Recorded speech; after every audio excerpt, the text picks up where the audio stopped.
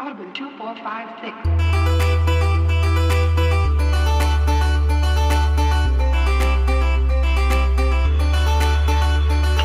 Welcome back to State of the Save. Very, very happy to have you joining us here for the creepy Halloween October Scary Fest. I tried to come up with one of those lame Twitter jokes where we change all our names to something, but I just failed completely. Didn't we do that last time, too? We did that last time, too. You think 2 weeks would have been long enough for us to come up with fun nicknames, but nope. Yeah, I am Eric. With me, as always, is Michael. How you doing, Michael? Things are good. We had to make sure that we assign your voice to your name for new listeners. Yes, hi, new listeners. Yes. You are listening, of course, to State of the Save, our game club on Parasite Eve, part 1 of our game club of a 2-parter. Thank you for joining us today. It's going to be a wonderful show. Couple things on top before we jump into our talk about the game. stateofthesave@gmail.com for your emails. At State of the Save on TikTok, Twitter, Instagram, and YouTube. You can also find all of Michael's Twitch clips on the YouTube, and I believe they're on Twitch too, right? Aren't they archived on there? Well, the weird thing about the Twitch archive now is if you're not a Twitch partner, the Twitch archives will delete themselves after 7 days. So there's no archive. There's no archive. Go to the YouTube, find the compilations there. Yeah, I try to upload highlight reels, or I've just now decided I'm just gonna post like the whole thing on there. That's now fine. Because of whatever. Whereas So, people can watch the highlight reel, they can watch the whole thing. yeah, but, yeah. But definitely follow us on there. And as always, let's talk about some video games before we get into Parasite Eve. Things we've been playing, things we've been doing. Michael? Yes. Video games. Video games. What have you been playing in the world of video games outside of Parasite Eve? So, my wife talked to me last week and was like, hey, I thought you were going to buy that Bear and Breakfast game. I was like, I can. So I bought Bear and Breakfast. I like the fact it's always one of those situations where, like, is that an excuse to buy a new video game? Because I Sure. feel like that's an Yeah. excuse to buy a new video Exactly, game. because it was one I talked up to my wife and showed her trailers for. It was like, you play as a bear and run a bed and breakfast. So, premise of the game, you play as a bear and run a bed and breakfast. It's almost, that kind of feels like they sell it up front, don't they? I feel like it's a game where they came up with the name, and then the game concept kind of fell into place. Yeah, like someone was like, wouldn't it be funny to have a name of a game called Bear and Breakfast? That'd be great. What do you think you're going to do in there? You know, Management sim about managing a bed and breakfast. this is a Devolver Digital. No. This is a game by a studio ccalled Gummy Cat. Cat. It is their first game. Forgive me for not remembering the country they're from, but they are a European game studio. For some reason, Poland sticks out to me. These were the guys. They showed this off during the Indie Game Summit in E3, correct? Yes, okay. It was there, and it was, I believe, at a Nintendo Switch Indie Showcase. Okay. It took me a second to kind of dawn. I remember seeing this during E3, and I had to remember which conference it was attached to. But I do agree. It's like a European developer. But, okay, how much have you played of this? Are you enjoying it? A few hours, probably about 4 or 5 hours total over the past couple weeks. I am enjoying it very much. My wife, once I got to the management aspect, my wife looked at this and went, oh no, this is so complicated. It's one of those things where it's a cute concept, but if you have no mind of like management sims or like tycoon games, this is going to completely... It might be a good one. I would say it's a good one to start with, but I'm just going to get it out of the way. This is a game made for PC first. Playing this on a Switch has all of the Switch problems of this text is too small. These icons are way too small, almost like they should be blown up on a computer monitor. All these menus were designed with a mouse in mind. So in order to fumble through menus, I gotta click like 3 buttons to go to the menu I want, and then can use the controller to fumble through these menus. That's a shame. It really is. I think that kind of comes along with it being a small studio. Exactly. I'm not mad at any of this. It's a $20 game made, and it's a developer's first game. They're wrapping their head around this. The game was delayed on Switch because they got it ready for PC, and then they realized they're like, all right, we mapped the controller, and we realized this feels terrible. So they delayed it for 2 months on console to get it working decently. And I was like, I can understand if this is like the best you can do with what you were given, because you didn't know how to necessarily design a game with a controller in mind. They looked at the Switch and went, this is perfect for the Switch. And yes, it is perfect for the Switch, but I hope they patch in the ability to increase the screen size a little bit. Because I'm using the in-game system, because I had this turned on for Fire Emblem when I played Fire Emblem on a small monitor, on handheld mode. Because at some point when playing in handheld, the text in that game could be a little bit hard to read at some point. There's a feature you can turn on where you can tap the home button twice and zoom into the screen. I'm using that to like look at some stuff in this game, because some of the text is a little bit readable when this is a perfect play in bed game, far away from the TV.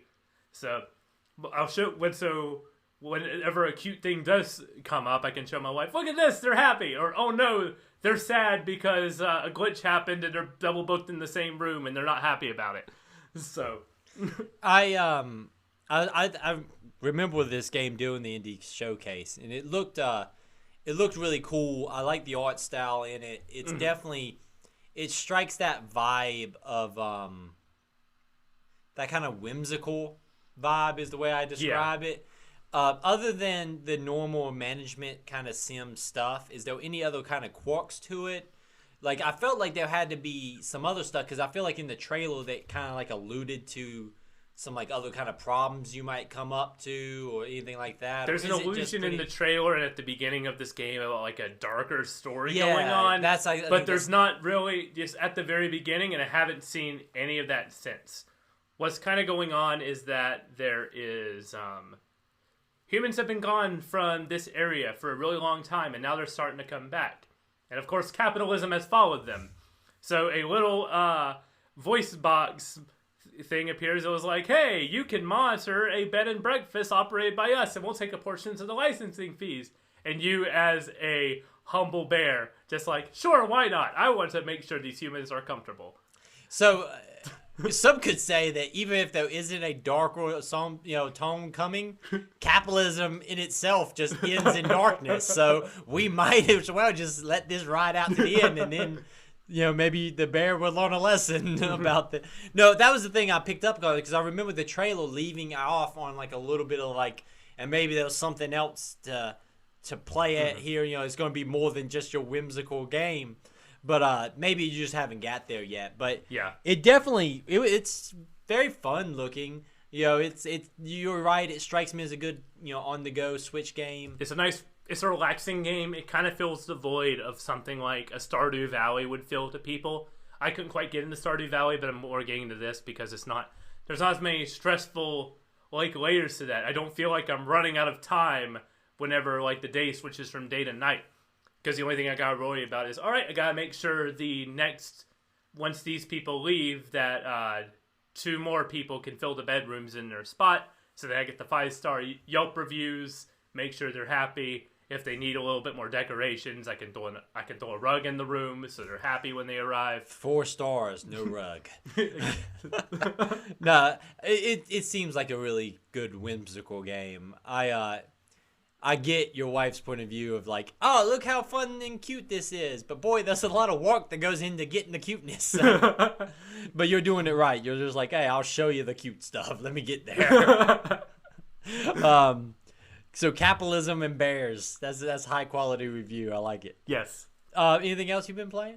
Just more going back from Bear and Breakfast. Well, I get started that. Be like, all right, we'll go something a little more your speed. We'll play some more Animal Crossing. When in doubt, bust out the Animal Crossing. I need to get enough candy for my villagers before Halloween comes out, because they'll be sad if you don't give them candy. I'm sad when we don't get candy. My wife, my kid's selling candy bars for school. She got the box today and is already down from 60 candy bars to 16. And so she comes into the house, and apparently I'm buying 16 candy bars just so she can get a new box tomorrow. She hasn't seen me yet, because she knows. She'll look at me and be like, hey, she'll give me eyes and be like, do you want to buy some candy? And I'll be like, yes, okay. Here's the thing, though. There's been some issues in the candy selling ward. they have changed the size of the candy bars that the school sells now. Oh no, They're smaller. shrinkflation is real. It's real. It came for our kids' candy. It came for the school fundraiser candy. No. Other than Overwatch, and I think you played one thing that I've played, so we'll get there real quick.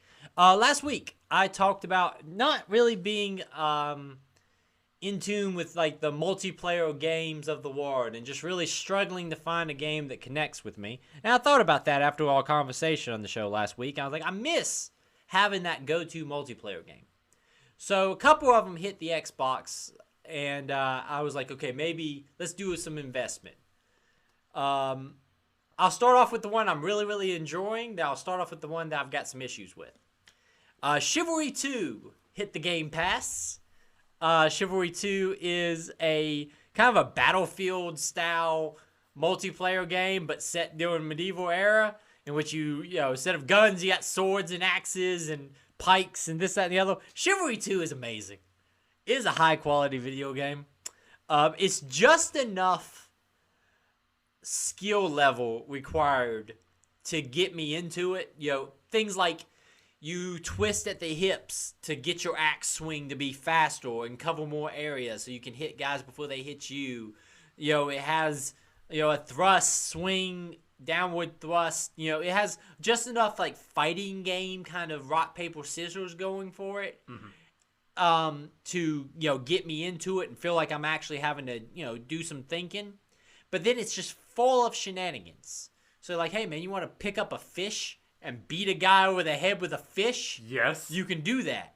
Or hey man, you want to load these catapults and shoot catapult stuff at a castle? But wouldn't it be funny if you stood on top of the catapult and then it launched you at the castle instead? Totally a valuable strategy. I killed multiple people by launching myself at the castle on one of the maps and landing behind them and then just charging behind them with my axe and killing like 4 of them. It's a damn good, fun video game. Really, really fun. Well done. I played a couple of rounds in front of Nick. Nick then got the bug and he's now playing some Chivalry 2. I know you said you played 1 round. I played the tutorial in a couple rounds and then I just haven't gone back to it. Yo, it's a game where it's a lot more lighthearted than you think it will be. Like it's got a lot of skill to it. Picking a weapon and getting, you know, very, very, you know, skilled with that one particular weapon is a good idea. Learning kind of how to manipulate your opponent, especially when you get in those one-on-one kind of duels. It has that epic feeling. Like there's been multiple times I've climbed a ladder on a castle and there's a guy facing me down. We have a good like 4 or 5 minute duel on top of the castle, and you know when I get that last swing and kill him. But then it's got so much zaniness to him. Like you can get your arm cut off and still fight people. Like you'll get your arm cut off and you have like your little dagger and you'll be stabbing at them with your arm spurting blood all over the place. It's got enough that zaniness to it that it keeps things interesting. But it does have some kind of like, I don't want to say like sim, but like it has some like thought put into the combat where you have to kind of, it's more than just swinging X, hitting A and swinging this around, or hitting trigger and swinging around. So it's damn good. I highly suggest Chivalry 2. The other one is the bigger release, Overwatch 2. I played some of that. Finally. Yeah, finally. Yes, we won't dig into it, but yes, it was bullshit. It took like a week for that game to fucking work. And then once it did work, it took some people longer to merge their accounts over. It took me 3 days to merge my account. Why'd you have to merge your accounts over? You went from Xbox to Xbox, so it did not bring over anything. Oh, even like on the same console? I was moving from Xbox to PlayStation. Well, so. I'm on Xbox. I played it on Xbox One. Yeah. And now I've got an Xbox Series X. Gotcha. But when I got into the game finally, it's like merge accounts, and when I clicked it, it's like you're 600,000 people away. Because it took me like a while to even get into the game. But all that aside, the server stuff is ridiculous. Just some background. The last like really big competitive game I was super into was Overwatch. I played it for about 3 years, pretty much straight. I would play something else, but I was always playing it. It was a big, I played a ton of it.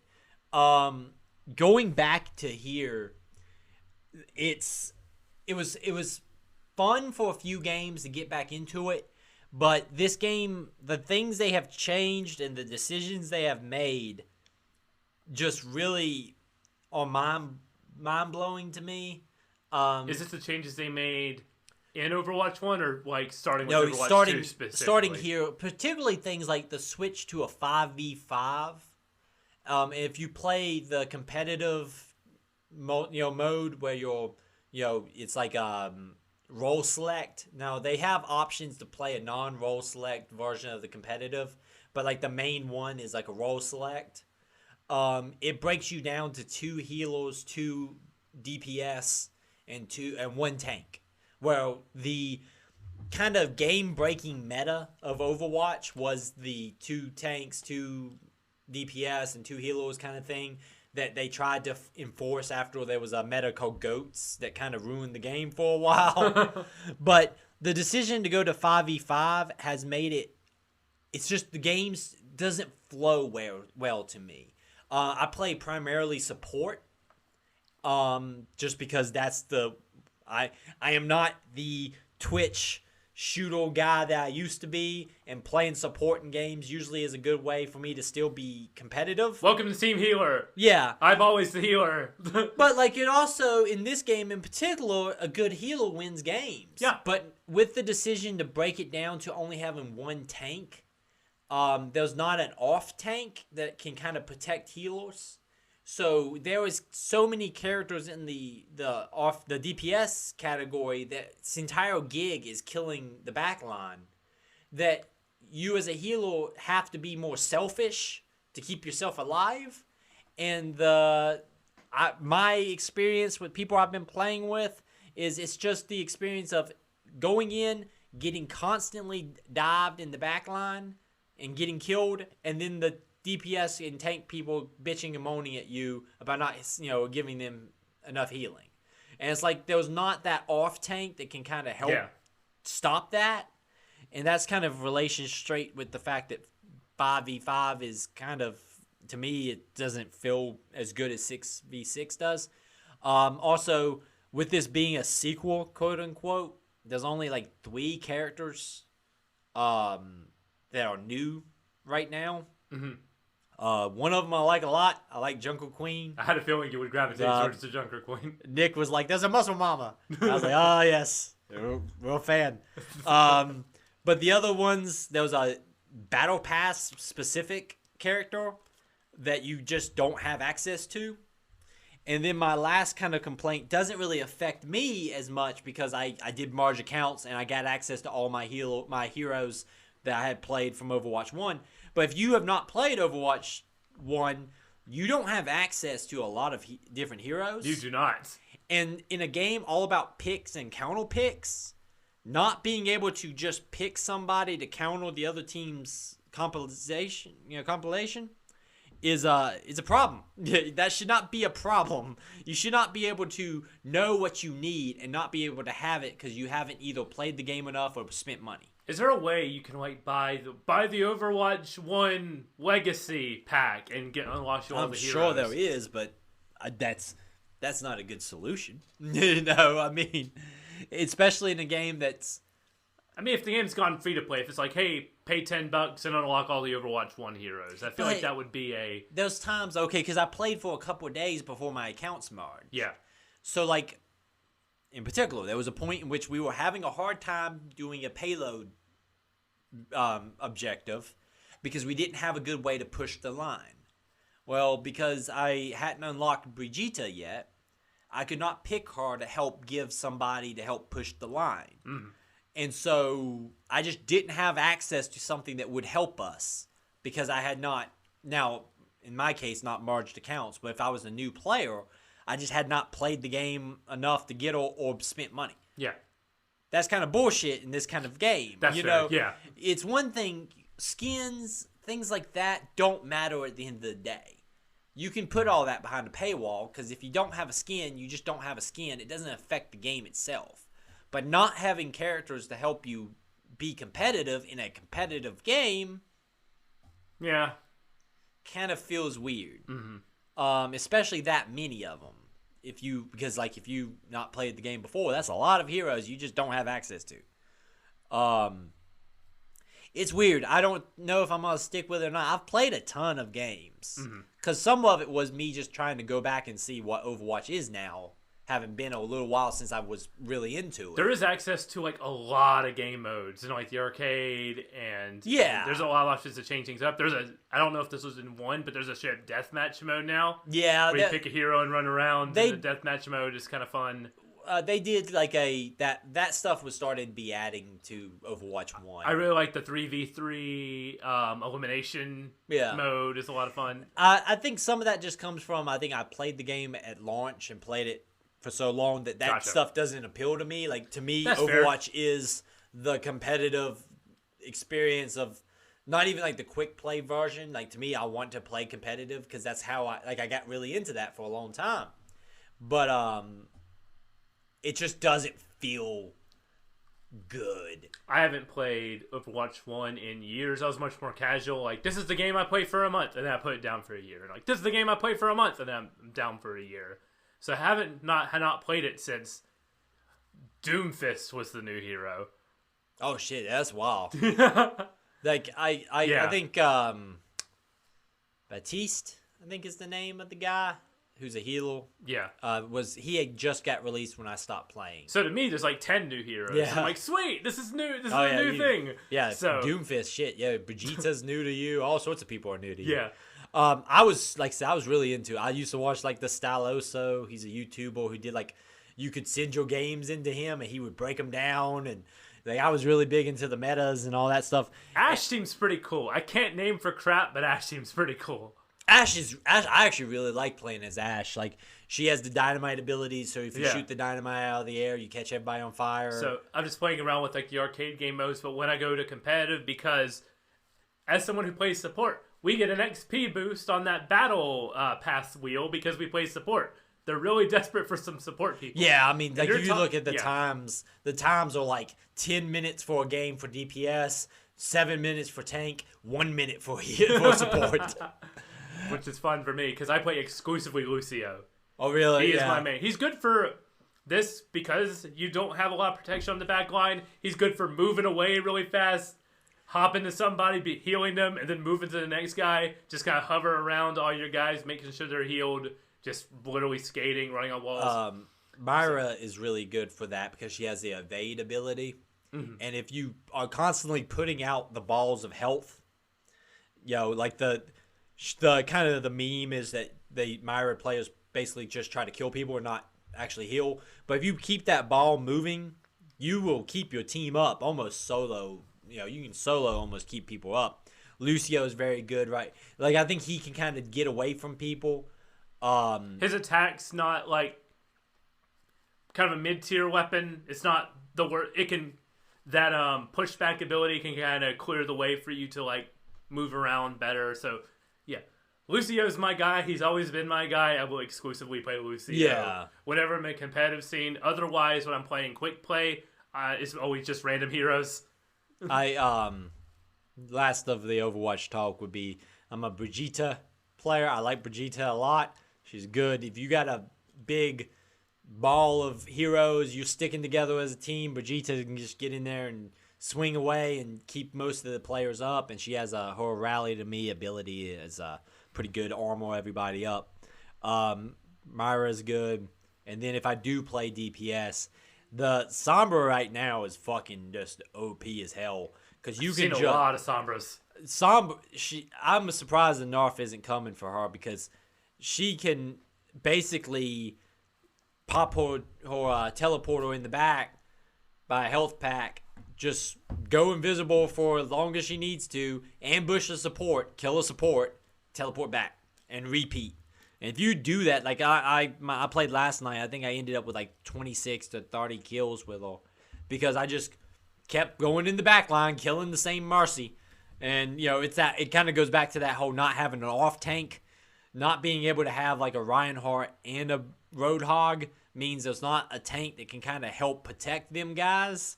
So the tanks in the front, you can just walk on by them and just go kill the Lucio in the back.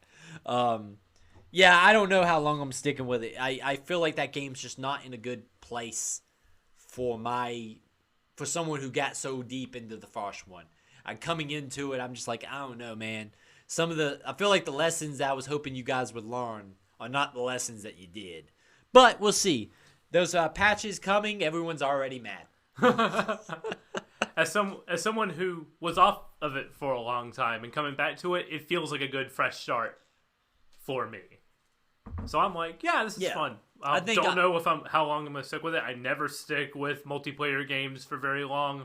I'm always on to the next thing. But yeah. I mean, listen, is it as bad as everyone acts like it is? Like, if you go on the internet right now, people are like, Overwatch 2 is unsalvageable. It is not that bad. Yep, don't go on the Team Fortress 2 Oh, subreddit. fuck. Yeah. Team Fortress 2 subreddit's just a war crime. No, but yeah. I was sitting there, because the last show we talked about me not being able to really have a multiplayer game right now that I'm super invested into. I was like, okay, here's two extremes. And oddly enough, Chivalry 2 is vastly more enjoyable right now. But let's talk about a game that's not a multiplayer game. Let's talk about a game that's not a big recent release. Let's talk about a game from 1999? 98. 98. Let's go back to 1998, shall we? Parasite Eve. Yes. This is a game you've been wanting to do for the show for a very, very long time. It's spooky season, so we have to play a spooky game. So says the video game gods. It's sometimes hard to go back to the PlayStation 1. And I say that as someone who is enjoying this game. But one thing I noticed right when I loaded it up, it'd been a while since I played a PlayStation 1 game. I think the last one I played was when we played Metal Gear Solid, and then I played Metal Gear VR missions. But a game mostly built with like a 2D style. Yeah, philosophy. so it kind of holds up a little bit better. But yeah, CG cutscenes in PlayStation is a fascinating thing to watch. Pretty great CG cutscenes. You know what they remind me of? They remind me of if you have a young or sister or anything from the 90s, the early 90s Barbie movies that were always the shittiest CG in the world. My kids got into watching those because they put them all on like Netflix.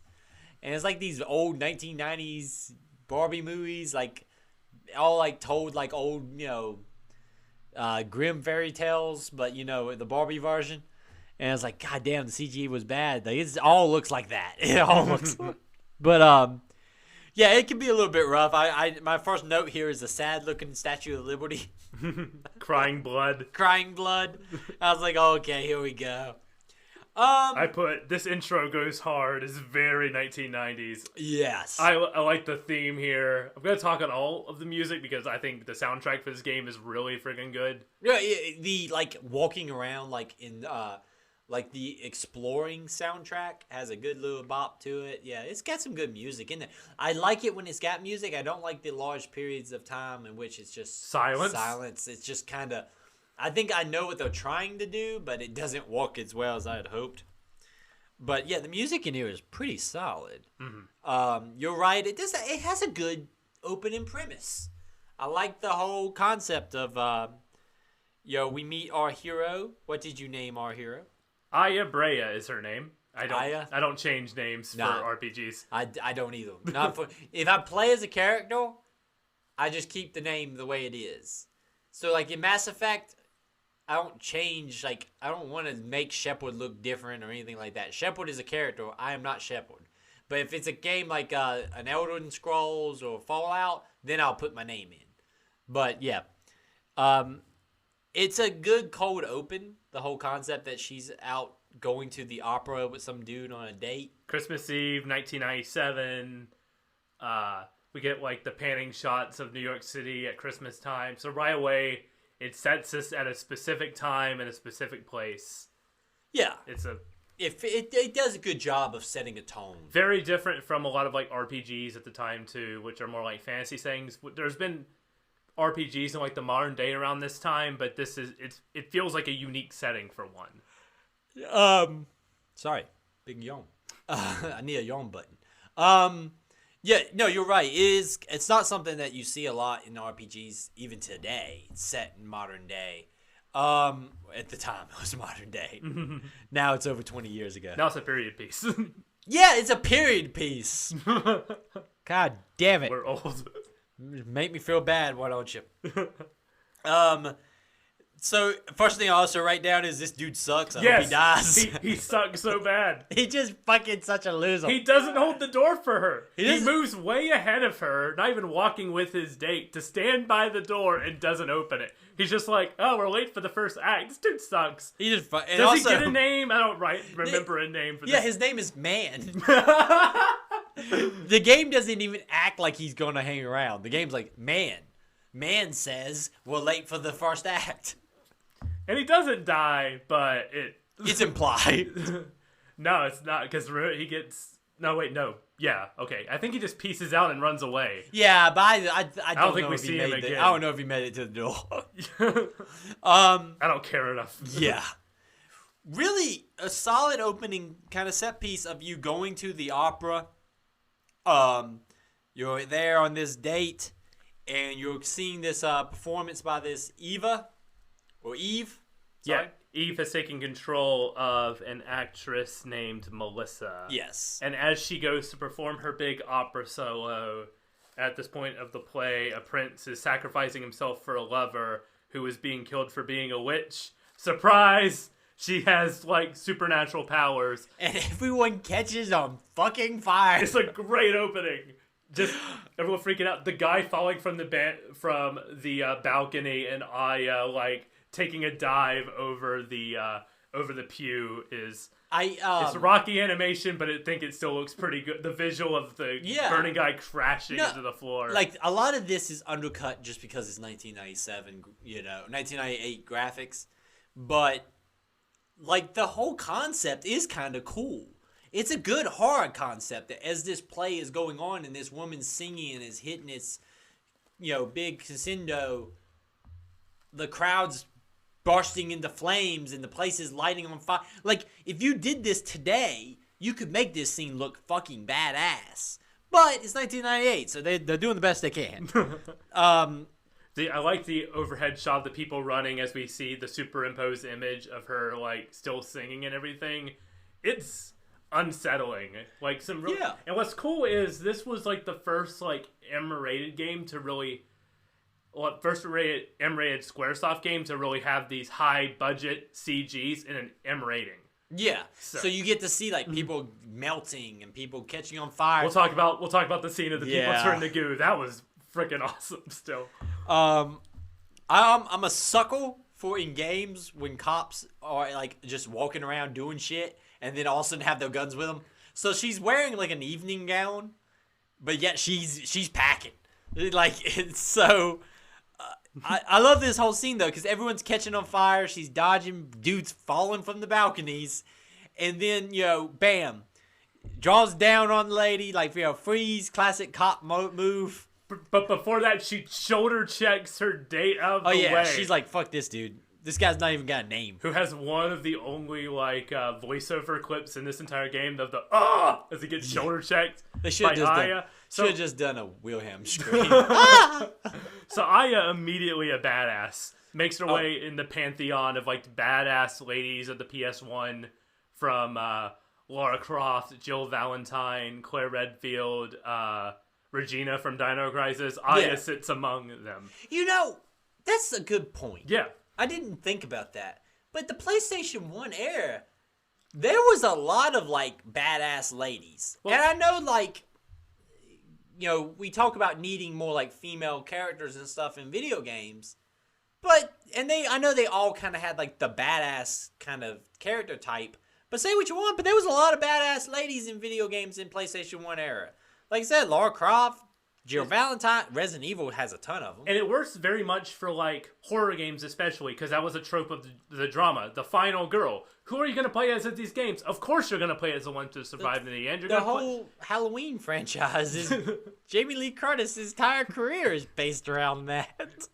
Being the badass that survives Michael Myers. So it makes sense if you were basing it off, like, horror tropes and horror movies. You're going to play as a badass lady, fighting your way through the end. That's how this entire genre was constructed. Yeah, you play as the badass who everyone else has to die, so you play as the one who don't.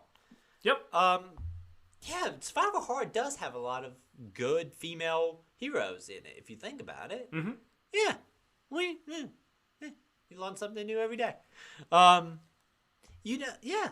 Also, it'd be nice if maybe in the next Resident Evil we could go back to one of those cool ladies. Yeah. You know, if we're done with Ethan, maybe go to Jill or somebody. I would like to see what Jill's doing. Well, we do have Ethan's daughter for the DLC. You're right. The DLC's Ethan's daughter. It's a time jump. Yeah. Yeah. Okay. Yeah. See, I got you. I do want to play as old lady Jill. Not to get too far, I do want to play as an old lady Jill, though. Old lady Jill, like cynical Jill, could be pretty cool. Old lady Claire could be cool. Like pissed off, sick of this shit, Claire. I could get behind that. So Anya storms the stage, yells freeze. Eve just pieces out, and thus begins our first kind of area of the game as we explore the opera house, chasing down Eve. I texted you and I asked when did Resident Evil 2 come out in relationship to this, because there's a lot of Resident Evil kind of feel to this game from the camera angles as you investigate. Obviously the combat's different, but even like the menus of like navigating for weapons and stuff like that, it feels kind of Resident Evil. Yeah, and this came out the exact same year as Resident Evil 2. Yeah. And I want to say in Japan, their releases weren't too far apart. Even with the police station there was no way stuff. there could be parity between this game and 2. No, there could be parity between 1 and this, and there is some elements taken from Resident Evil 1 especially because it revolutionized the horror gaming genre. So. And you can tell from like some of the camera angles as you navigate hallways, like some of the angles are kind of Resident Evil like. The just like even the way the like inventory screen and stuff looks kind of gives me those vibes. But yeah, it just weird happenstance that also both of them involve playing as cops and both of them have like large part of the game in police stations. Yeah, the police station bit has some like insane like coincidences. Yeah. Like that we'll get to as we go. But it's just something I thought was real interesting. We get a rat transforming in FMV, which is really cool. Yeah, it's great. We go into his bloodstream and see the mitochondria cells because we're going to say the word mitochondria a lot here. We'll talk about that. Combat. Let's talk about combat. Yeah. As we explore backstage, we get our first kind of combat. I applaud what they're trying to do. And for the time in particular, I'm not super high on this combat. Especially early on, before you get a lot of the PE powers. Mm-hmm. It's just, one of my biggest complaints is they do a lot of invisible walls to keep you close to the enemy. And like sometimes in the rooms you're in, it doesn't give you like a good reason why you can't just run over there. So like, I'd be running away waiting for the bar to fill up for me to attack again and like hit the invisible wall and get pinned in a weird corner because the game just stops me there. It doesn't give you a good reason why you can't go over there. I never loved the combat. I don't mind it when they give you like a big enemy to fight. Like I like the bosses. But I don't like fighting just like the bards and the rats. It just kind of becomes a chore real quickly. Because it feels like the boss combat arenas are designed with like the combat in mind. Exactly. Whereas these areas are designed more for like exploration in mind. And they kind of cake the combat in there with this. So when I like the combat system, But I admit there are a few areas, especially in like the tight corners of the police station, where I'm just like, I do not have enough room to maneuver from these attacks, so I'm going to keep getting hit. And they always stick enemies on both sides of you. There's a hallway in particular I'm thinking of, where there's like a bard that comes in behind you, and then one of the big like dog stand on two legs monsters in front of you, and it's such a tiny little spot, and the camera is kind of almost like a facade view. Almost like a floor level view, so it's hard to tell where I can go and spacing at that point. They do a good job with the combat ring that appears whenever you hit the X button to aim, because it gives you a very clear point of view, a 360 view. What can I hit in this zone and what can't I? No, that I like. You're right. And I think there's a lot of really good stuff with it. I don't even mind the waiting for the attack option to pop up, because it kind of makes sense that you would be dodging, to survive. Like if this was a survival horror game, like especially at the time, like a Resident Evil, where you kind of have to like maneuver around the zombie and then get to a spot where you can aim and shoot with the tank controls. So it kind of gets a similar vibe to it. I think you are 100% right. The individual combat throughout the environments don't feel good because it doesn't feel like it's what it's made to be like done in. But the bosses arenas are a lot better. I always feel like it's more defined where I can go. Yes. And the boss, I enjoyed pretty much every boss that I've fought so far because the arena just feels better. It feels more like it's set up for the combat battle. But yeah, it never clicks with me. I think there's a good idea here. It just doesn't 100% hit it. I like the combat, especially as we get later on after like all the upgrades and everything. We'll talk about the upgrades as we go further, especially. But it fixes a lot of problems that I have with going back to other PS1 RPGs. And the fact that your energy bar fills up with combat. So a strategic layer of my attack bar's filled up, but do I want to wait just a little bit longer so I can use a heal or do haste or do that energy beam especially? Do I want to like save that, or am I desperate to use like a heal right now? Do I have enough for heal 1? Do I have enough for heal 2? I don't just like pop an item to have like another number bar fill up. It is another layer of strategy to it, but not like another layer of like annoyance. Not like another it's not another item I have to keep on hand in my limited inventory to keep up. Is a good solution to that problem. Well, and also I think it's that whole like, do I risk another shot here to try to kill the enemy, or do I need to go ahead and pop the heal 2, or do I do the burial where it transfers the damage from you to the energy bar instead? It's that extra level of strategy of like, do I need to be offensive right now, or do I need to try to make sure keep myself in the fight a little bit longer? And in fixing the RPG thing, it also fixes something from survival horror games at this time, where you could be soft locked at a boss with no heals. Because in this game, you will never, with your parasite energy, you will never run out of heals. You will always have the parasite option to heal. Now, if you expend all your healing items, it's a little bit hard. You have to do a lot more careful dodges to get your parasite energy up so you can do the heal. But the option is there. Yeah. You're never stuck. No. I would say. There's always a way. And the fact that you can also, on each day, you have the option to before you go to like the dungeon you're in, the main dungeon for that day, you can backtrack to everywhere you've been with all the keys you got, check for items you missed, level grind a bit on some weaker enemies that were there. Like, you can go to the park in day 2, and there's a lot of like side areas with like chests and everything you can get. You can, before you go to the hospital on day 4, you can go back and like do that and like level grind and get back on some stuff. But I wouldn't say level grinding is like necessary. I haven't felt under leveled at all. Mm-hmm. And I did do a lot of killing enemies on like in the park and things like that. And there's a lot of, if you leave a screen and you come back to that screen, it'll trigger another random fight, which can get a little tedious, but at the same time is a good way to get you leveled up pretty quickly. Yeah. And the fights aren't exactly random. They're in the same areas each time. They're in preset areas. So if you're backtracking, you know ahead, like, I remember triggering a fight here. And it's a chance of if that fight will happen or not, but if you're backtracking, if you remember the area, you'll know, okay, a fight might happen here. It does get a little bit frustrating, like in the park in particular, because there was a couple of times I didn't know where to go. Yeah. And so I was doing a lot of like backtracking to try to find it. The park is the worst part for that. I knew where the zoo key was, which saved me some time this time around. But otherwise, yeah, the park is especially big on where am I supposed to go? I leveled up pretty heavy in the park because I kept fighting enemies. As this whole behind the scenes in the opera stuff is real fun. A lot of these rooms are pretty cool.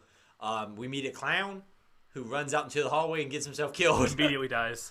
And this is all chasing Eva. We end up in the sewers. Civi 11, add 1 to your sewer account, please. I think we're at 262. Did you find, before we go into the sewers, did you find the Melissa's diary here? Yes, where she's talking about kind of her descent into becoming Eve. Yeah, where she talks about the obsession with wanting to be the main role and the fact that mysteriously the person who had that role, her apartment burned to the ground. And also that, like, course, she's getting sick. She's kind of sickly. She's taking medicine to, like, kind of manage things. Yeah, it's a good little, like, give you some background to what you're looking at here and kind of hint at some stuff. We're getting a lot of flashbacks to a little kid in a hospital bed. And also a little kid, one of those creepy walk around the corner and there's a little kid there who we follow and then disappears kind of thing. Mm-hmm. Classic horror trope. All sorts of horror stuff. Sewers fight is as we chase Eve into the sewers, we have the big fight with her. Basically, we fight a crocodile. We fight a sewer lizard like the one in RE2. Yeah, that's when I started being like, damn. And for a second, I was like, did this come out like 6 months after RE2? And they're like, make it more like that. But then when I texted you, you're like, no, it came out like a few months before. I was like, okay, man, good on RE2 then. Good on them. This is it's that whole stage in the story where we don't know anything, so it's kind of hard to like really get into story stuff. It's just her running around being like, what's going on, and chasing Eve. I love when we exit the opera house, we get kind of mobbed by a reporter, and then our partner Daniel walks up and just punches that fucker out. Straight up Mass Effect, punch the reporter in the face, like no qualms about it. It's 1998. What's police brutality? I've never heard of that. Like just straight up. Boom! A good boom sound. Yeah, bam! And I love that, like, there's no, like, Daniel, what the hell? It's just like, yeah, that's what we do around here. I want to say, I might just be filling it in my mind, there's, like, a good, like, wipe. Yeah, it's just, like, it's just 1998. Police in New York just punching reporters. And, this is when we kind of, it's like, it's a cool, like, okay, we don't know what happened. We didn't catch the perpetrator. What's going on? How did all these people catch on fire? This takes us into day 2. Starts off in the police station. Mm-hmm. We do get a little overview here that, like, this story, Aya narrates, and it says it's going to be 6 days that would become a nightmare that most people will go on to forget, but she never will. Yeah. So we know right away this is just the first, like, 6 days that will encompass the story.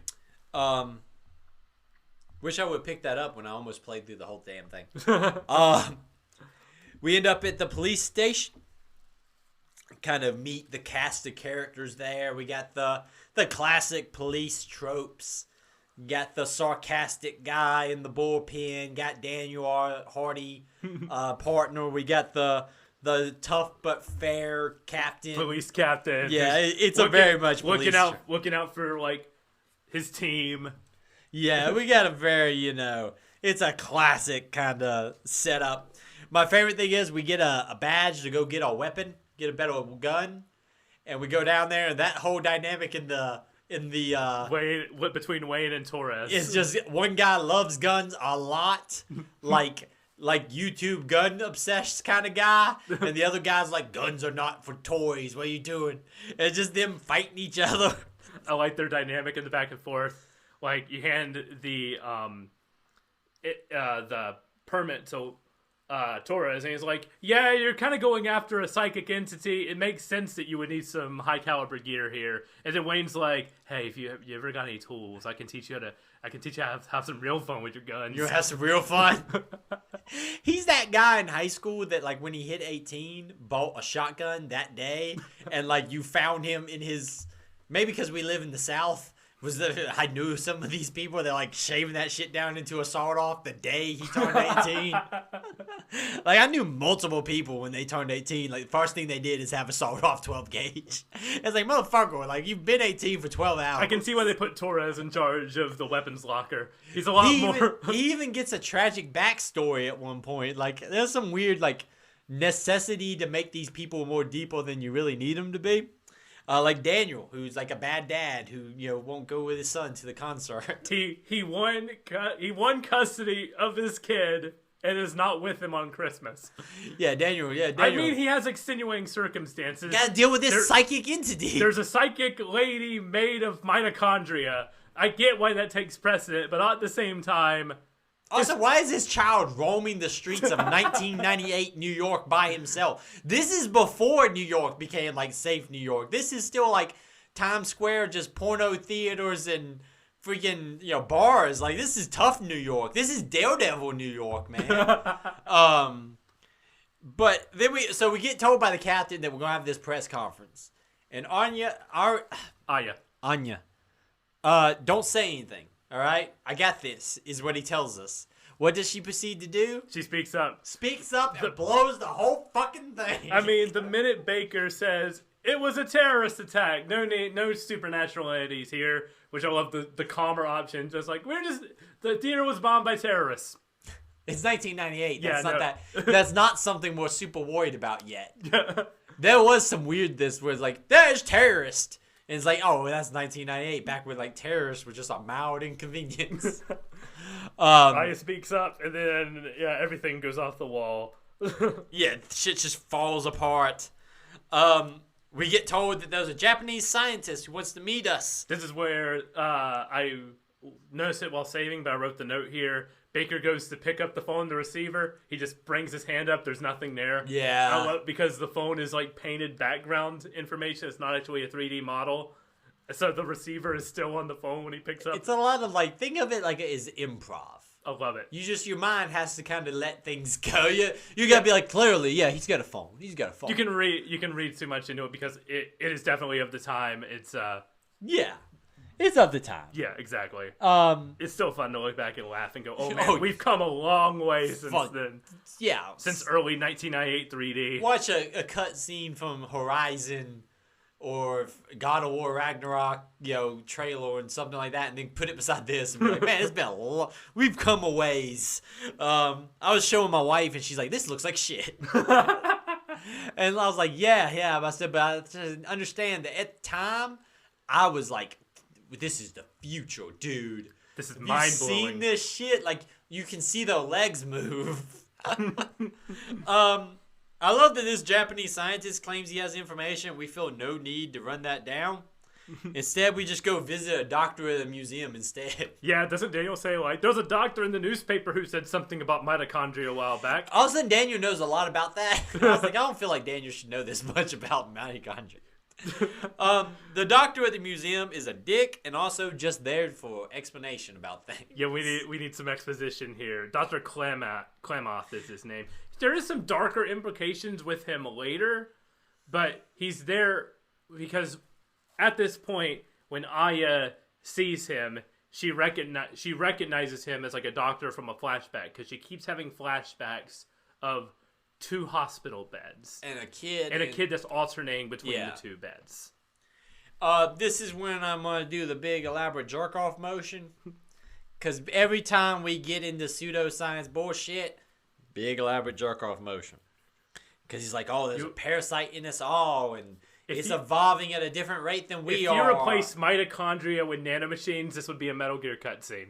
Yeah, but Metal Gear has... No, don't do that.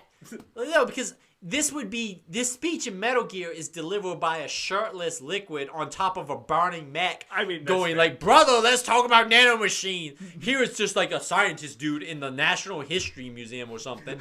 And it's I kind of want to do this script with Liquid. The mitochondria have evolved over 100 years. Yeah, Snake. exactly. Millions of years, Snake. Don't- Only just now taking the form of their true potential.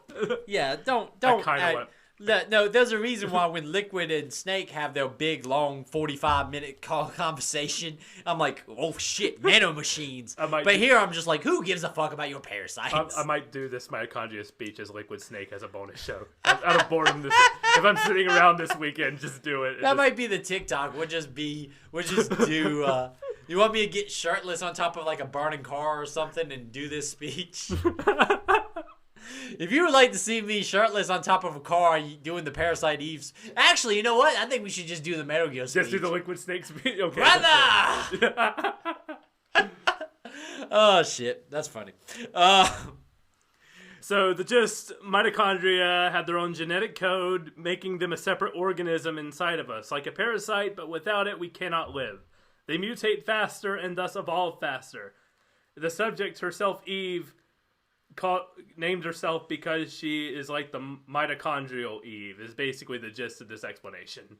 Yeah, and in those couple of sentences, you got the point across a lot better than here, because I didn't give a shit. I read there, I was just like, I could.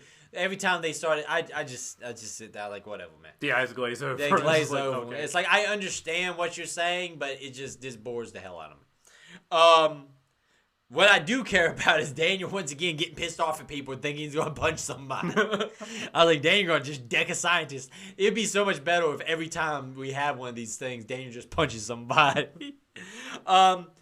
We find out that the actress that Eve has taken over had a concert in Central Park. This is the weird thing I don't understand. The concert was scheduled today, but was canceled. But then they decided to do it anyway. But people are still showing up thinking there's a concert. And it also just so happens to have Daniel's wife and child going to be there.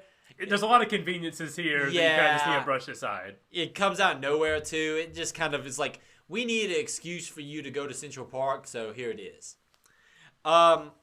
This is probably my least favorite part of the game. I agree. Day 2's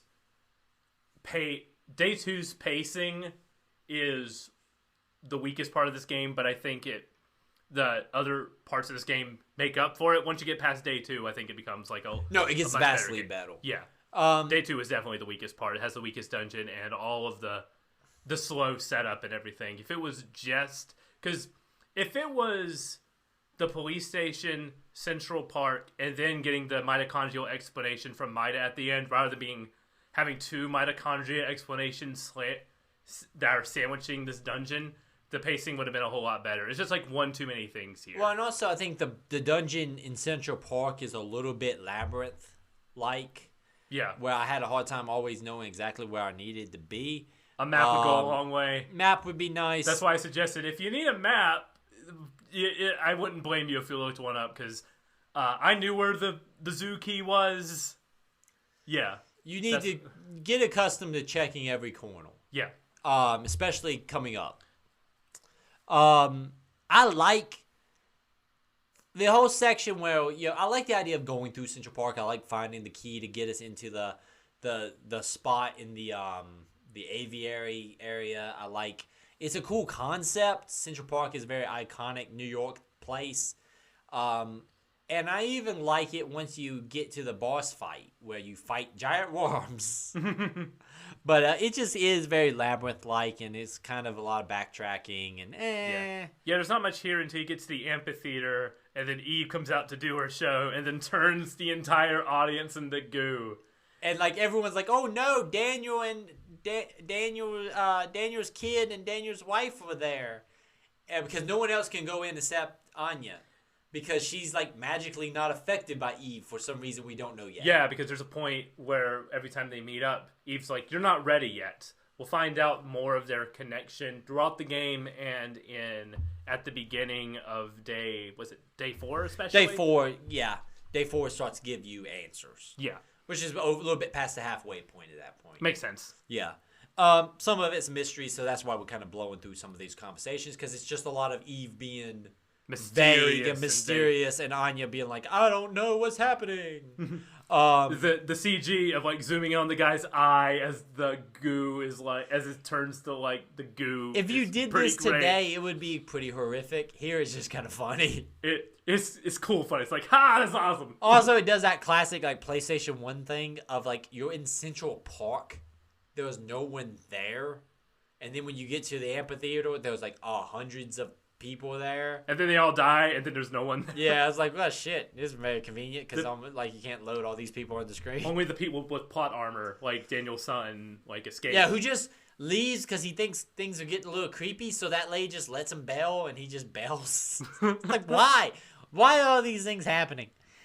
Eve turns the whole crowd into goo. We fight Eve on a fucking... This part's kind of awesome. Eve sets a horse on fire in one of the the horse carriages. So we do a boss fight on a horse carriage that's being pulled by an on-fire horse. As the opera music is playing, it's good. I say what you want. It's fucking cool. I even like the worm boss here. It's a lot of fun. Yeah, I know that's before this, but boss fights are good in this game. I have no problems with the boss fights. The back-to-back boss fights, and I like that they do a good job of giving you save points right before the boss fights and everything. There is just the right amount of save points without feeling like it doesn't lose any like the tension. Yeah, the tension is still there, but I can feel like I can backtrack to a save point that's just a few rooms back if exactly. I absolutely need to. But yeah, I like it. I think it's all the boss fights seem pretty good. That just ends in the buggy crashing, and Eve's just like, "You're not there yet." She's just like, "Peace out," and heads away. And thus is the end of day 2. There's more. There's more. A little bit more here. Ben is alive. Finds Daniel. He said his mom was acting weird, so he peaced out. Like you said, that's just a weird way to get him out of there. We evacuate the city. Because they're like, we can't figure out what's going on. She's turning whole crowds of people into goo. I guess let's just evacuate the city of New York City. It's something that can be done in a day. Sure, the most populous city in the world can be evacuated in they do 12 hours. They do some of the chaos, bridges, and like cars honking and everything. Yeah, but it's like cars honking. Like, but then it fades, and then it's empty. Like they just do a dissolved light, and the whole city is like cleared out. So yeah, it kind of feels a little weird. Yeah, this is when Maida, our Japanese scientist, tries to go to the police station, and one of the cops tries to stop him, and then immediately catches fire. So he just walks around the barricade. Yeah. He's just like, okay, I guess you're busy with that, so let me head over here. This is where we wake up in a kind of a shitty hotel room / apartment. Yeah, he's got a barrel fire in the middle of the. That's a hazard. Yeah, it's 1998 New York. This was probably like a $600, $700 apartment at the time. Now it'd be like a $5,000 apartment. The flaming barrel's a luxury. Yeah, man, you don't have to have heat.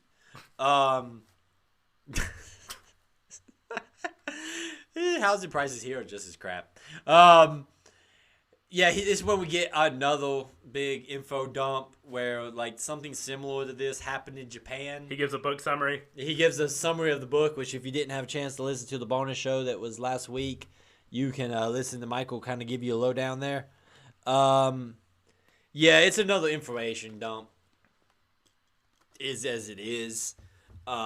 This is where Anya kind of like alludes to the fact that she might be a sisters, or she's trying to piece together her connection to Eve.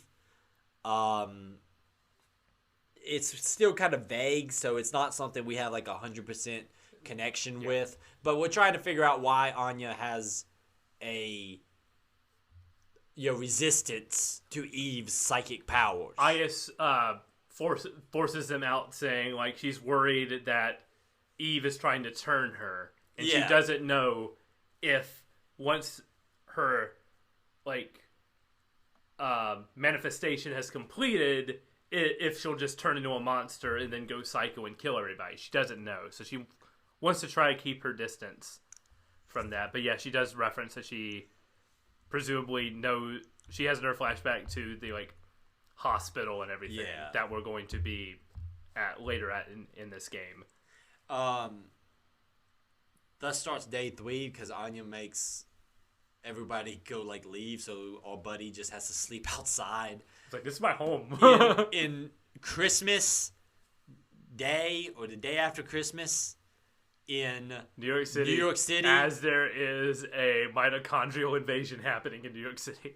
Yeah, so I'm sure he made it through okay. I love that David probably just pieced out, just left him there. Like, you fine? All right, I'm going home. Yeah, I'm going home. I got a kid that all of a sudden I care about. I do like the next scene because we wake up, we go outside, we have a conversation. Now apparently everybody's a little bit more okay to hang out with each other. And then we go looting because, here it is. The city's evacuated. Might as well go on a shopping spree. We loot the gun store. And then we loot the Rite Aid. Daniel shoots his way into the gun store. Just shoots the glass. My favorite part happens here.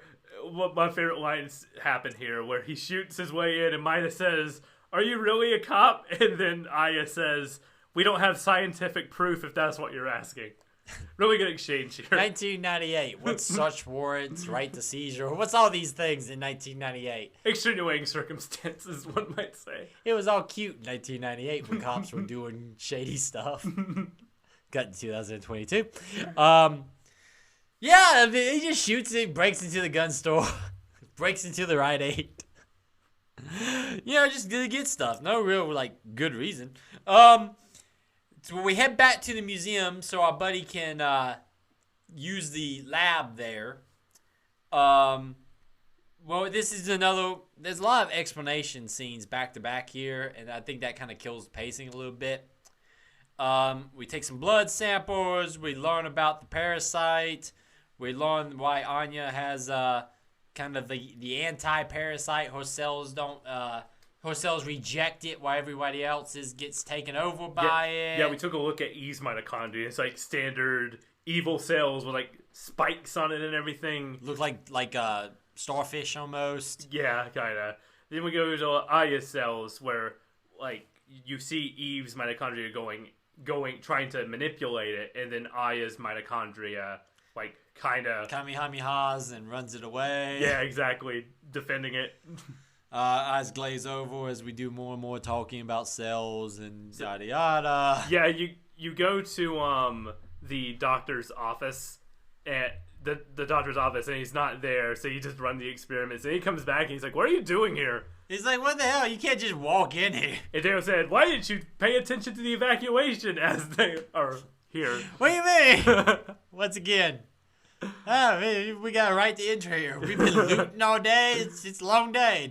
We can come breaking into your office. It's 1998. The Patriot Act isn't even passed yet. So Professor runs you out. He's like, "What the hell?" Daniel, but on the way out, Dan sees that his wife and kid's name are on the PC on a list of a bunch of other people and freaks out, kind of rightfully so. And Anya's just like, "Hey, just don't worry about it. Let's just get out of here." Daniel kind of is in the right here. He's like, "What the fuck?" Aya's like, "Let it go now. We got other things to deal with at this moment." Our buddy, our scientist from Japan, kind of has Otacon vibes. He's super awkward when he talks to people. He apologizes to this asshole on the way out. And I'm like, screw this guy. He's just treating you like a jerk. Don't be like, "I'm sorry, dude." If you're going to lean heavily into breaking and entering, just freaking lean heavily into it. But yeah, we basically find out that our next target for Eve is most likely... no, I'm sorry. We return to the police station. Yeah. I jumped ahead. So we return to the police station that has been attacked. The classic familiar space that we explored the whole thing of has been... Bless you. Thank you. Ransacked and destroyed by the big bad cliche, and I love this cliche every time. This is a good section. This is probably my favorite section of the game. Mm-hmm. Because we show back up, the police station's been attacked. we go looking for the chief. The chief's gone, and then the big thing becomes finding Ben, Daniel's son, who was there kind of hanging out with the police, keeping them safe during the crisis. And we find out that Ben was downstairs checking out the police dogs. And there was a cut scene at that point where he, you leave him there with like the canine dogs, and the person who manages the dogs introduces him to a dog named Shiva there. So immediately he forms a bond with this dog, and then we cut away to whatever we're doing at the time. Yeah. So we know at that moment where he is in relation to the police station, so we know where we need to go like first. But before we do that, like if you're like me, you go to the gun section first to see what's happening there. Yeah, I did that after I checked the offices. I checked the offices, then went to the gun section. That's where you find out that the main clock guy is dead. Get a little bit of a weird, random, tragic backstory. Where his daughter, he manned the guns because he hasn't used one since his daughter was killed because of a gun misfire. And now he dies in the attack, and now Wayne has taken control of the armory. Yeah. And it's at this point where you get a lot more. They kind of withhold the upgrade equipment at this time. So I kind of want to go into like the upgrade system, because this is somewhere I spent a lot of time in this game on. I really like the upgrade system in this game and how it forces you to sacrifice one of your weapons to make one weapon better. And it forces you to like keep guns that you're like, I don't like this gun, but I like an ability on this gun. So, for example, when I started this section, I started with like the assault rifle, which has a long time between shots. It's powerful, but there's like a long time between shots, and it takes a while for the AT meter to build up. But then I found a machine gun, which was a lot faster. It's weaker, of course, but the time between shots is much faster. So then I took but it could only fire in a 3-round burst. So then I took the like 5-round shot from one of the guns I picked up and attached it to that. So now I'm just instantly putting 5 rounds into guys with a fast AT charge. Is that the one that has the random thing to it? Did you get that gun? I got one that was a machine gun, but you can't aim it. So she just shoots everything. I think I took it off and placed it on. Yeah. Or I think I was able to move something from somewhere and replace that with something. Yeah, I used that one for a little while because it was my most like highest damage output gun. That's what happened. I took something from the assault rifle and placed it over top of that, so it deleted the random chance, and now I just get 5 shots with it. Yeah. So any debuff that you have on a gun, you can just replace it with a buff from something else. I have an armor set, but I kept a weaker armor with me, so when I had a tool, I took the auto heal from it and moved it to my best armor. Yeah. So now, once I hit 0 health, instead of dying, I'll automatically use a potion to get back to... Yeah, I've done the same thing. That's been a lifesaver. Keeps me in the fight. That's so nice. I still have, and because of that, I still have a revive from this chapter that will save me from death once. Yeah. So I died once in this chapter. I haven't died again since then because our armor has saved me multiple times at this point. Yeah, I have that too. It's a good little, thing to have. So yeah, I really like the upgrade system, and I think the reason my playtime is longer than you is because I spend a lot of time, like 15 minutes, calculating how I'm going to do this upgrade, because I can take the bonus stats from this gun, or I can take. So I'm leveraging like a lot of decisions here. Yeah. And holding on to tools. Also, the game, you can find junk in the world. I found out like today that you can get the best item in the game by giving 300 junk to Wayne. But I'm like, that seems like a lot of work. And a multiple play. Yeah. Because there is a new game plus mode to this game where you can kind of keep rolling through it. I just ditch all that stuff. I'm not doing that. Yeah, so Ben is off chasing the dog who had something wrong with it. We know obviously what that means. Leads us to kind of like scale up the police station. Ben gets to the roof where he's protected by the chief of police, who is trying to defend an evil, infected version of the dog that basically has 3 heads, kind of like Cerberus. We fight our way to the top, get some cool camera angles as we do so. This is where we get to the interrogation room, and the mirror busts open with like the dog enemies. And I was like, that is exactly what happens in Resident Evil 2. Exactly. There is that exact same set piece where 2 dogs jump out of the glass. Where in Resident Evil 2, it was Lickle. Wasn't it Lickle in Resident Evil 2? Yeah, you're right. Yeah, you're right. It was dogs in RE. It was 2 dogs in RE1, which I think is what they were making reference to. It's just funny that they replaced it in RE2, that exact same... With the interrogation room, yeah. It's a cool concept. It's a cool, like... Of course, what you're going to do is, like, what if there's something behind a 2-way glass that you can't see that busts out? It's a cool damn idea. It's very but it funny. Makes sense that 2 games set in a police station would have that exact same jump scare. And it's funny that it is kind of like a reference to Resident Evil. And then if this comes out before RE2, and then RE2 does it, it's cool, kind of like back and forth, you know. Both of them share similar vibes. They're different games, but they have similar vibes. Yeah. The boss fight up here against the Cerberus dog version of Sheba. Good dog transformation animation. Yeah, it's good. Yeah, it's a good boss fight. I beat this boss with my club.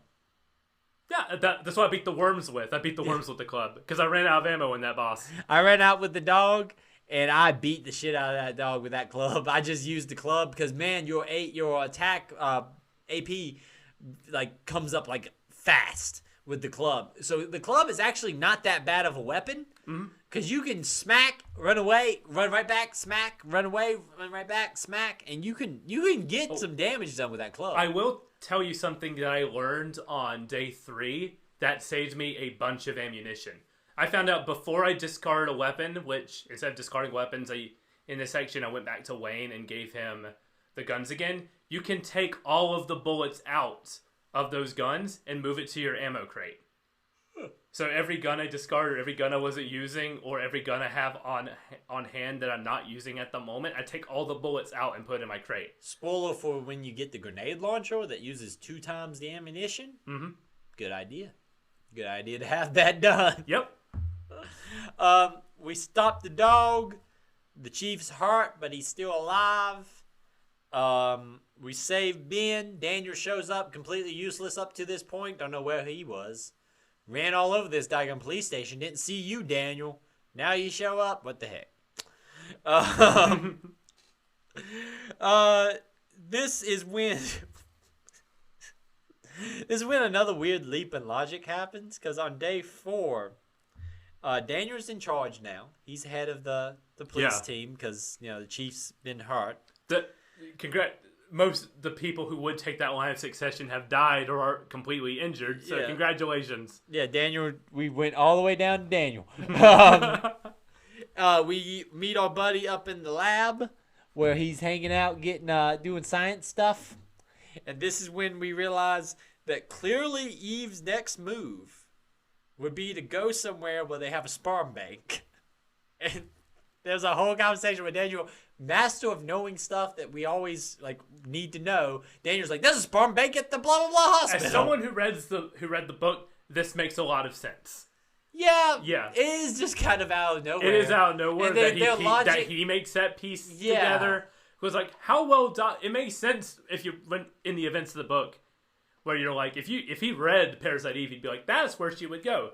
That makes sense. As someone who was told the events of what happened, probably in a newsletter or something, I don't know how you would make that connection. That's my point. He just it's the second time where we've got information that just kind of materializes without good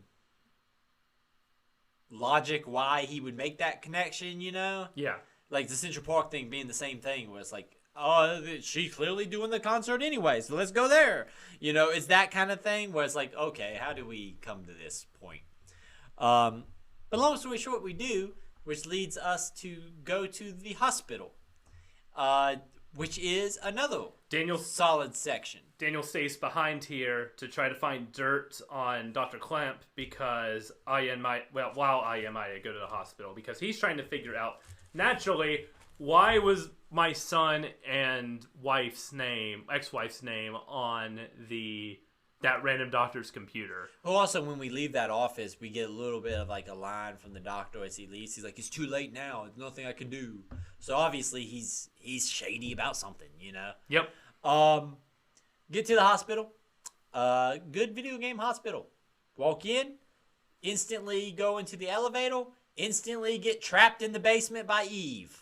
Cuts the lines and Down fall you down go. to the basement. Even though it doesn't really hurt her that bad. She just kind of like stumbles a little bit. It's like minor inconvenience. Like that 8 feet in a metal tin is going to rock you a little bit. Yeah, she just kind of like leans, almost like someone bumped her shoulder. She's like, I'm in boots now. I was in heels before. This is nothing Yeah, to you me. ain't got nothing on me. Once again, badass. Down in the basement, I like this whole section. I do too. It's really fun.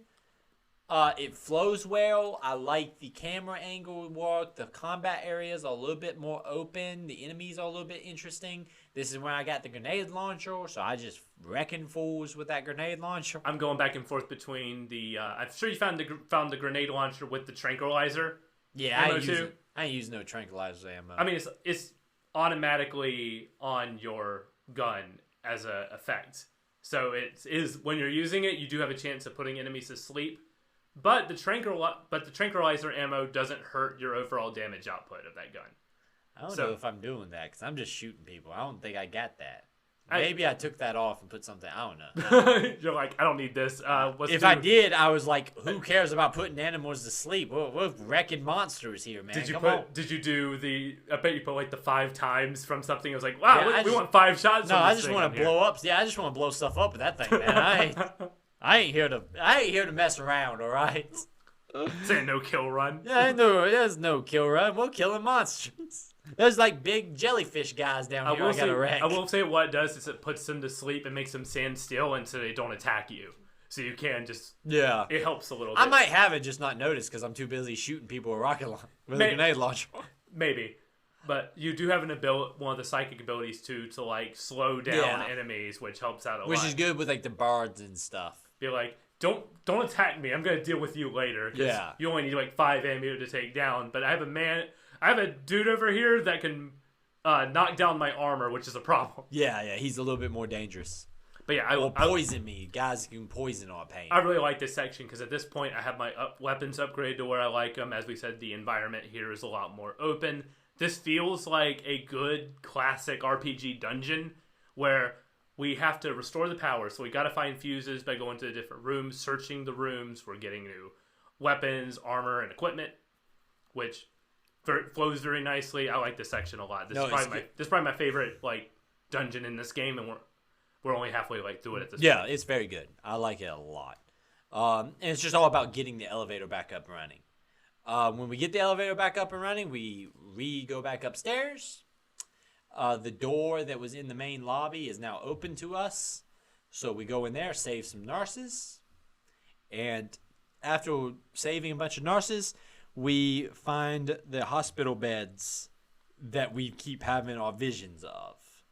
And that's where we have a big, long, elaborate flashback sequence. Yeah. We see the kid we've been chasing, presumably but Aya also sees the kid as we go through the hospital too, and she calls her Maya. Yeah, which there is some information dropped down in the basement where it talks about a patient being brought in. Is that okay? So I played a little bit farther than I was supposed to. So correct me if this is something that we know. I think that happens later. Is this later or is this happened before this? Because what happens is when you first enter the hospital, you see the kid who Aya calls Maya, who runs off. Okay. So I think the bit you're talking about is might be a little bit in the next time. Or will flow better once we know the whole story and the whole connection after we finish this. Yeah. Long story short, we see the beds. We get another big, long, elaborate flashback sequence. We see flashes of like the kid we see changing bed. So is that Maya? But why does Aya have that memory too? Because she remembers the doctor. Yeah. The shady doctor who we have encounters of. He's also there during like one of the flashback scenes. So something is going on here that we don't completely know yet. That's the thing about the story playing out like a mystery. We don't have all of the pieces. We have the pieces, but we don't know where they fall yet. Yeah. And that is where we stop. I just kept on going. I almost finished day 4. That's what I thought. I was like, did you just get... I thought for a second, I was like, did he just get into a flow state and not realize that he...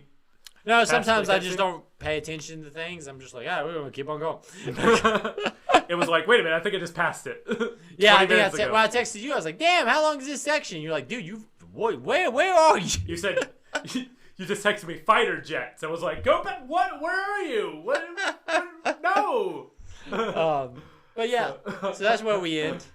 I don't know anything about anything else. I don't know what you're talking about. Good solid start to this game. Yeah. Very good. I get the cult appeal to this game. Mm-hmm. Is